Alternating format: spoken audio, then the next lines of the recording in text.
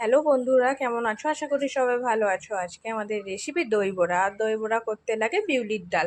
আমরা 4 ঘন্টার মতো বিউলির ডালকে ভিজিয়ে রেখেছিলাম। সেটা যখন ভিজে গেল তখন একটা মিক্সির জারের সাহায্যে সেটাকে ভালো করে মিক্স করে নিয়েছিলাম। ওটাকে ভালো করে ফেটানোর পর আমরা একটা বাটিতে জল দিয়ে দেখে দিচ্ছিলাম ভালো করে ফেটানো হয়েছে কিনা। যদি ভালো করে ফেটানো হয়ে থাকে তাহলে ওটা ভেসে উঠবে। তারপর কড়া তাতিয়ে তেলটাকে গরম করে আমরা বড়াগুলোকে বেশ ভালো করে ভেজে নিয়েছিলাম।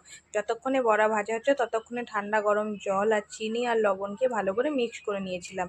মিক্স করার পর বড়াগুলো যখন ভাজা হয়ে গেল সেই ঠান্ডা গরম জলে আমরা বড়াগুলোকে দিয়ে দিয়েছিলাম। 2 মিনিটের মতো রেখেছিলাম। তারপর সেটাকে চিপে চিপে একটা থালার মধ্যে সাজিয়ে নিয়েছিলাম। আমরা একটু টক দই নিয়েছিলাম, তার মধ্যে চিনি, একটু জিরা গুঁড়ো, একটু ধনা গুঁড়ো আর একটু বিট নুন নুন দিয়ে ভালো করে সেটাকে আমরা ফেটিয়ে নিয়েছিলাম।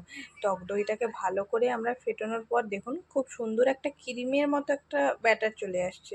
তারপর সেই বড়াগুলোর ওপর থেকে দইটাকে দিয়ে দিয়েছিলাম। আর এখানে আমি তেঁতুলের চাটনি আর ধনেপাতার চাটনি বানিয়ে রেখেছিলাম। ওপর থেকে সাজানোর জন্য একটু তেঁতুলের চাটনি, ধনেপাতার চাটনি, একটু ঝুরি ভাজা আর একটু কাশ্মীরি লঙ্কার গুঁড়ো দিয়ে দিয়েছিলাম। কার কার দই বড়া খেতে